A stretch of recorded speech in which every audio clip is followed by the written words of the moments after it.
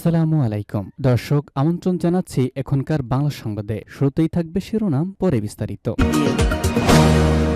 শুরুতেই দেশের গুরুত্বপূর্ণ বাংলা সংবাদ জানিয়ে দিব। শুরুতেই থাকবে শিরোনাম, পরে বিস্তারিত। সুইজারল্যান্ডের উদ্দেশ্যে ঢাকা ছেড়েছেন প্রধান উপদেষ্টা ডক্টর মোহাম্মদ ইউনূস। এরপরে রয়েছে শেখ হাসিনা সহ সব বাংলাদেশিকে ভারত থেকে বের করার দাবি শিবসেনা এমপির।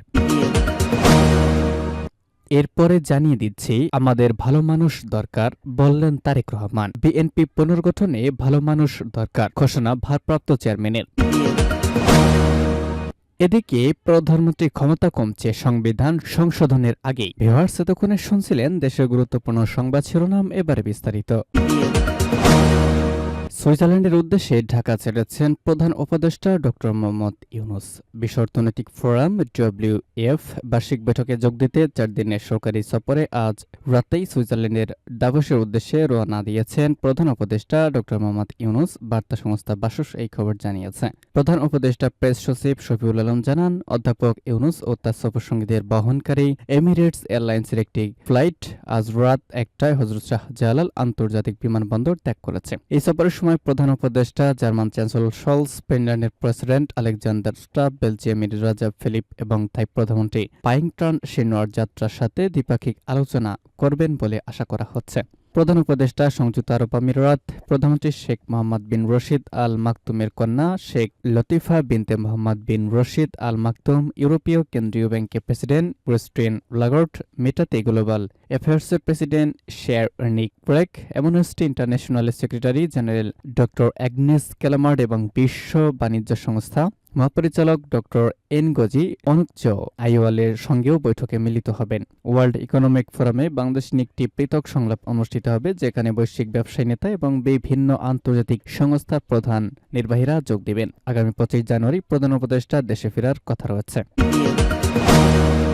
শেখ হাসিনা সহ সব বাংলাদেশিকে ভারত থেকে বের করার দাবি শিবসেনা এমপির। বাংলাদেশের ক্ষমতাচ্যুত প্রধানমন্ত্রী শেখ হাসিনা সহ সব বাংলাদেশিকে ভারত থেকে বের করে দেওয়ার আহ্বান জানিয়েছেন দেশটির শিবসেনা এমপি সঞ্জয় রাউত। মুম্বাই পুলিশের তথ্যমতে বলিউড তারকা সাইফ আলী খানের ওপর হামলাকারী একজন বাংলাদেশি।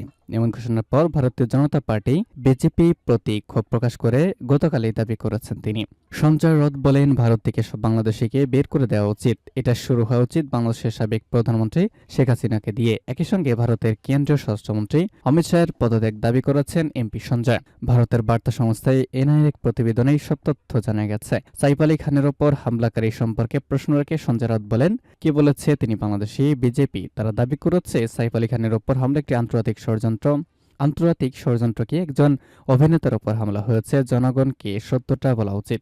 যদি হামলাকারী বাংলাদেশি হন তাহলে এর জন্য দায়ী কেন্দ্রীয় সরকার, এটা অমিত শাহের দায় এবং এজন্য তার পদত্যাগ করা উচিত। সঞ্জয় রাউত আরও বলেন, সব বাংলাদেশিকে ভারত থেকে বের করে দেওয়া উচিত। আর এটা শুরু হওয়া উচিত শেখ হাসিনাকে দিয়ে।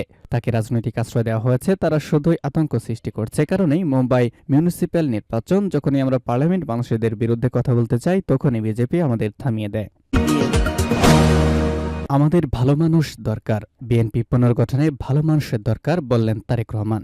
দলকে পুনর্গঠন ও শক্তিশালী করতে মেধাবী ও ভালো মানুষের সামনে আনার জন্য নেতাকর্মীদের প্রতি আহ্বান জানিয়েছেন বিএনপি ভারপ্রাপ্ত চেয়ারম্যান তারেক রহমান। তিনি বলেছেন, আমাদের ভালো মানুষ দরকার, কারণ এই রাষ্ট্রকে চালিয়ে যাওয়া সম্ভব একমাত্র ভালো মানুষের প্রয়োজন। কেননা এই রাষ্ট্রকে যখন পালিয়ে যাওয়া স্বৈরাচার ধ্বংস করে দিয়েছে শেখ হাসিনা, অনেক পেছনে নিয়ে গেছে। কাজে আমাদের দলকে যদি পুনর্গঠিত করতে হয় সেরকম মানুষ দরকার, সেরকম মানুষকে বের করে নিয়ে আসতে হবে। গতকাল বিকেলে গুলশানে দলটির চেয়ারপারসনের কার্যালয়ে বিএনপি সদস্য নবায়ন কর্মসূচি উদ্বোধনকালে তারেক রহমান এসব কথা বলেন। তিনি লন্ডন থেকে আনুষ্ঠানিক ভার্চুয়ালি যুক্ত হন।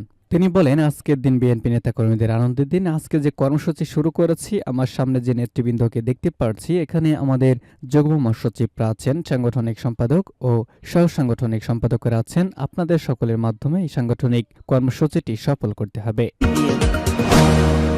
সর্বশেষ থাকবে, সংসদ নেতা না হলে সংসদীয় দলের নিয়ন্ত্রণ কমবে। প্রধানমন্ত্রীর ক্ষমতা কমছে সংবিধান সংশোধনের আগেই। প্রধানমন্ত্রীর সর্বময় ক্ষমতা থাকছে না। সংবিধান সংশোধনের আগেই উচ্চ আদালতে বিচারক নিয়োগের নিয়ন্ত্রণ হারাচ্ছে সরকার প্রধান বিচারপতির নেতৃত্বে কাউন্সিলের মাধ্যমে বিচারক নিয়োগে ইতিমধ্যেই অধ্যাদেশের খসড়া অনুমোদন করেছে অন্তর্বর্তী সরকার।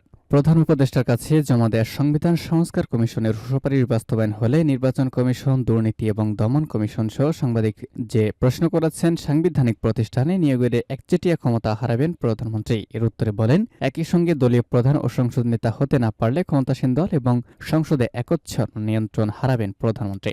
স্বাধীনতার পর সংসদে গণতন্ত্র গ্রহণ করে বাংলাদেশ ১৯৭৫ সালের ২৫ জানুয়ারি সংবিধানের ৪র্থ সংশোধনীতে রাষ্ট্রপতি শাসিত ব্যবস্থা চালু করেন।